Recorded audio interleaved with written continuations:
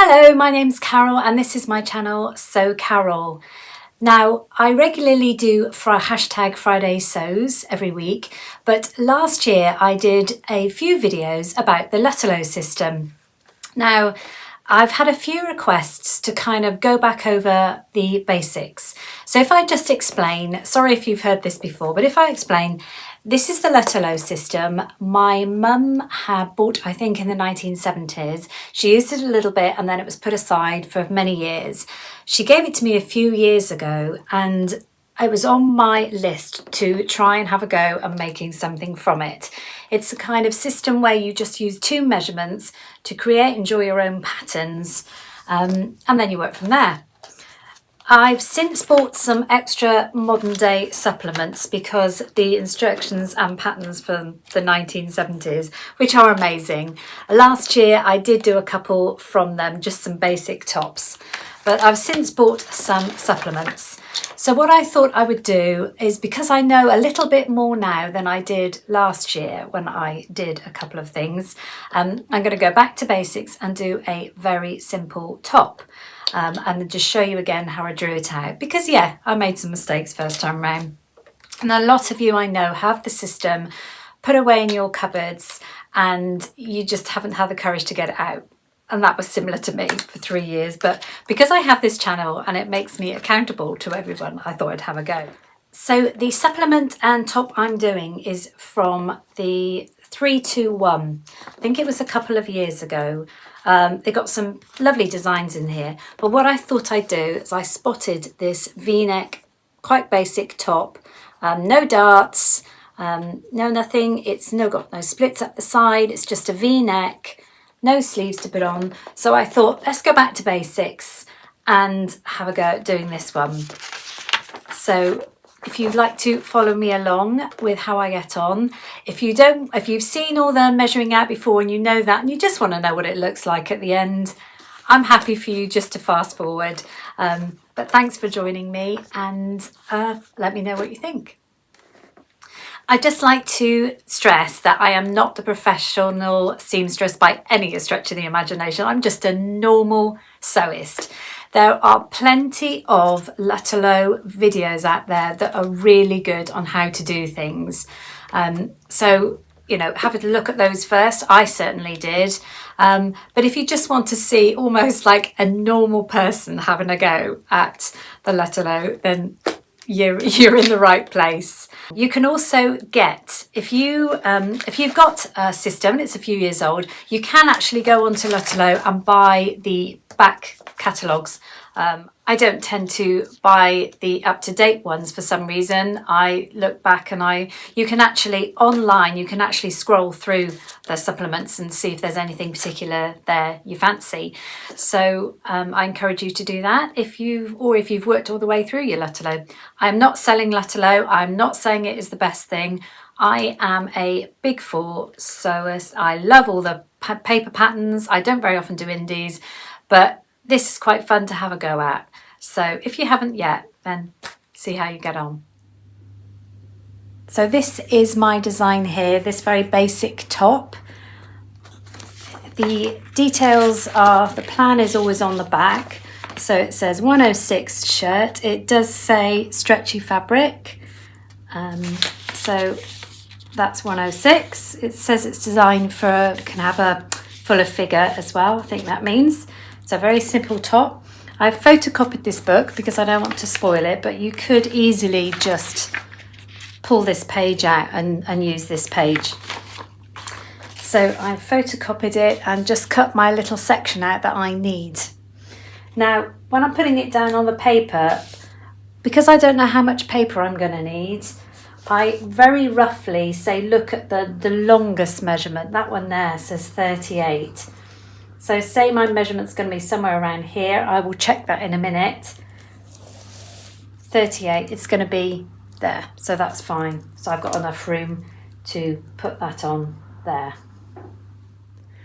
I'm now going to tape down my little diagram to keep it steady. And also I will put a bit of tape just in the centre of that cross, just to protect the paper, because when I put the pin in it, I don't want it to be broken up and move around. For this top, I'm going to use 2 measurements. Someone did suggest to me, because I'm narrow shouldered, to use a high bust measurement on the top figures and a normal bust measurement on the rest of it. So I'm actually going to try that this time. I didn't with the others I made, but because I got narrow shoulders, that's been suggested to me.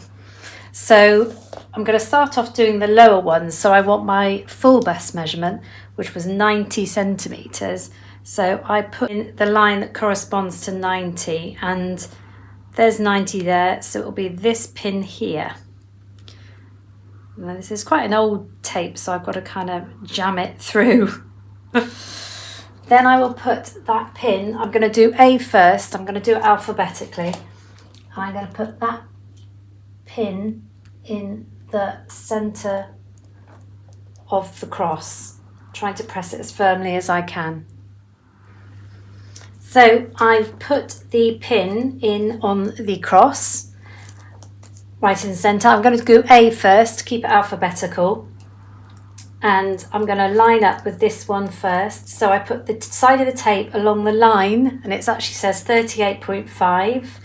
So holding the pin firm, I'm going to gradually, I'm not stretching the tape, I'm just pulling it firm all the way down to 38.5. Pulling it down, making sure it's nice. 38.5. And I'm using I've got a 2B pencil. My father kindly gave me a set of pencils and it had a 2B. That's the thickest, most dense pencil. I find if I've used felt tip, I've marked all the tape and I get it all over my fingers. So once again, holding that pin firmly, pulling the tape nice on keeping the same angle. 38.5 is here, is probably off the camera, but I'm just going to put a nice round noticeable dot on that point. So I'm going to go anti-clockwise for some reason. I don't know why I've decided to do that. But the next line says 20. I'm lining the side of the tape measure up again. And I'm holding it firmly, not stretching it. Then when I get to 20, I'm going to put a great big fat dot there. The next one, I'll move the tape measure around. It says 13.5. So that's going to be quite a small one. So 13.5 and put a dot there. The next one, 13.5 again. Keep making sure my tape measure, making sure the pin's firm. 13.5. Again, there. Now I'm going to go back and do the bottom figures, because in a minute I'm going to change the measurement to be my high bust measurement. So that's 38.5 again. So pull it all the way down, probably off the camera, keeping it along that line, 38.5. Nice big fat dot. And I don't think I've got one on the side because that will be a straight line. So I haven't got one there. So I'm now going to change the measurement. I lied, I do have one. It's a V-neck top, I remembered. So I have got another measurement I've got to put in, and it's this one here. I thought it'd be a straight line all the way, not, but that says 16. So keeping the tape nice and taut. Put a nice dot on 16. Okay, now I'll change the tape measure. So I'm changing the tape measure to my high bust measurement. And to be honest, it's only a couple of millimeters different, but it might work better. So that's 86, so I am jamming it in on 86. Put the pin back in. I'm now going to complete the other figures. That's 29, so I'll go ahead and do the others. Now I do apologise if you can't see the dots, but it might become clearer when I actually mark them. So I've got my A piece all marked out, so I'm now going to join the dots together. So I'm just going to join these lines together. I will go over them in tape in a minute. But I'm going to need a longer rule. but make sure it's lined up. No, I did a good job of that. And I'm going to go around marking them like that. When I actually watched one of the Lutterloh guides, they said you should measure, have 3 dots together before you join them. So don't sort of join 2 and then another one. So that's where sort of the French curve comes in handy. Now, I'm not an expert at using a French curve at all, but I can see that that's not dead straight. So I just find the best point where the 3 dots are lined up, and then I can draw my line. I've now gone round it in Sharpie for you so you can see much better. So I'm just going to do a few markings actually. So this is A, piece A. This is dotted down here and it says VM, so that means it's the centre front. And dotted means it will be cut on the fold, so I'm going to do sort of the normal standard fold line, fold marking there. So that's where I know it's on the fold. What else have we got? We've got a B written here. I'll write that here. D, this is to help you match up the pieces. An A in this top corner. And I think that's it. You've got a waistline marking. Straighter grain. So I'll follow that arrow to do straighter grain. And I think that's it. I'm going to go ahead and do pattern piece B now. I'm hoping and praying I've got enough space on my paper, but I have kind of roughly measured it out and I should have enough gap. So I'm now going to go out and do exactly the same as I did for this, measure out the marks, put my points, changing it to the high bust measurement, everything above that, and I'll come back to you. So I've marked out piece B, and one thing I did notice, and I've just noticed that I haven't drawn the bottom line there, across there. One thing I noticed, which I didn't notice from the pattern, because you actually don't get a rear view of the pattern, you get the front view, but you never actually get the rear view, which is a bit strange, or maybe I just missed it. It's got a V-neck back. Now, I don't like that. So what I did here is I continued the line up, and that's met the shoulder line. That will be the original V-neck, but I'm probably going to scoop it off.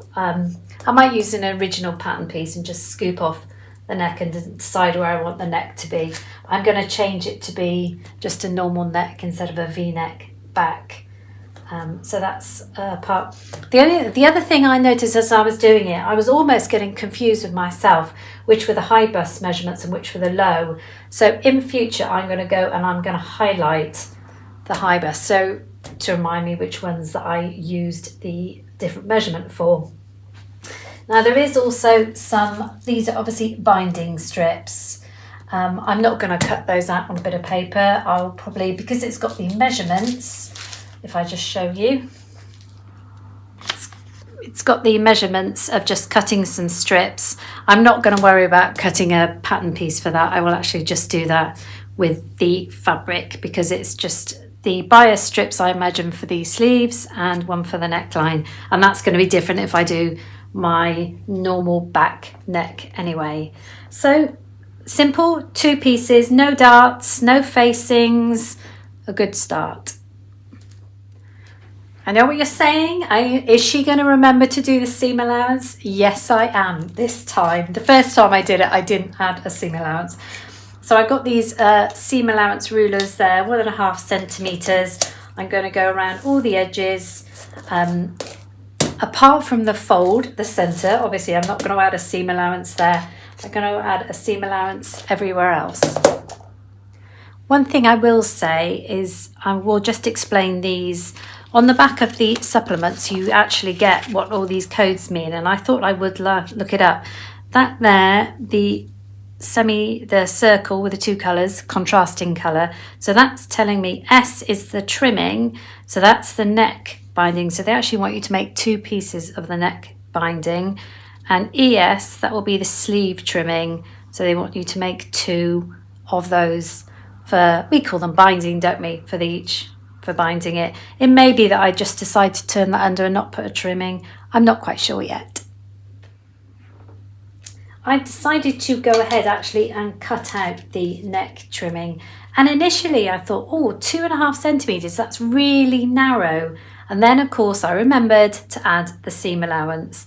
So when I measured it out at 5.5, that made much more sense. So I'm going to cut that one out, but I won't cut the sleeve ones out.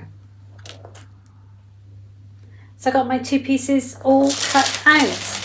I just had a quick look to make sure, say, the sides measure up. And yeah, apart from my bit of cutting out here and there, it matches up quite nicely. And the fronts match up. It's the only bit it doesn't match up was the bit that I'm going to alter anyway. And that's just to do with the seam allowance. But no, I'm quite happy with that. And I did the neck one as well. So there we go. I've cut out my pieces. There's only 3 pieces I've done for now. So I've got my front, which I cut on the fold, my back, cut on the fold. This is what makes it so easy. And I've got 2 strips of neck binding. I'm going to hold off on the sleeve binding as yet to see what it looks like. But I've got no markings. If you see, I put the letter markings there. That's how you know where to put things together. So I'm going to go ahead. I chose this, it's like a jersey crepe. I would say it's like a jersey crepe. It might be fun to sew with actually because it's quite slippy. But the first thing I'm going to do, as with any top or any t-shirt, the very first thing you tend to do is just normally sew the shoulder seams. So I'm now going to go ahead and do that.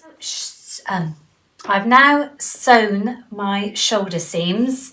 Now everybody does this different. The way I do it is I sew straight stitch on the machine and then I overlock or serge the edges just to make double sure.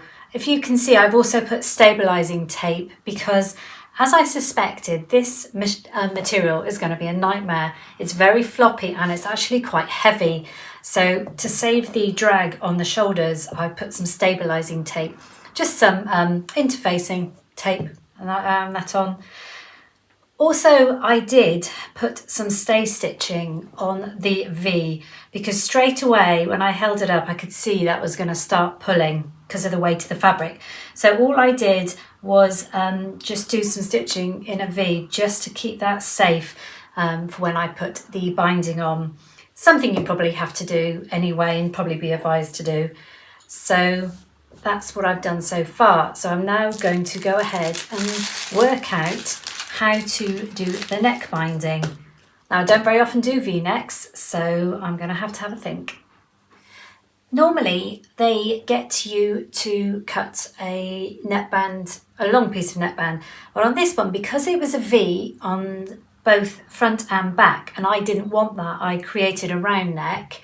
I've ended up with 2 strips and I haven't got enough fabric to make 1 long strip. So for now, I'm just going to sew it into 1 long strip because I can always have the joins at the back. I'm not worried about that. So I'm going to do that and then look at doing the V. Now what I've done is I've searched the internet and I've gone on to, there's a marvellous tutorial by Thoughtful Creativity. I'll link it below on doing a V-neck facing.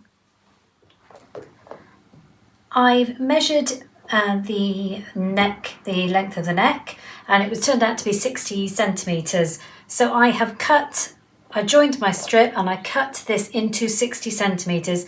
So that'll be my starting point to find out how much stretch I've got. Now this is a very light viscose jersey and it has not got much stretch at all. So I'm going to have to work out how much. I don't want much of this showing, I will admit. I don't want it to be too solid, so I want it kind of just a soft line rather than a big thick neckband facing. But I'm now going to follow exactly what she did. I've marked the centre front, again little difficult fabric because I've had to only mark the white dots of the pattern.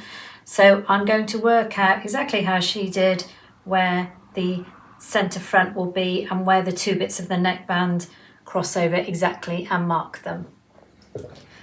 I'm not going to go into long detail because it's a very good tutorial, but I've sewn it, folded it over, sewn it, cut it in the V like she did. I'm now just going to trim down to that point and trim off these edges, and so I will end up with a nice sharp line which will follow the centre front.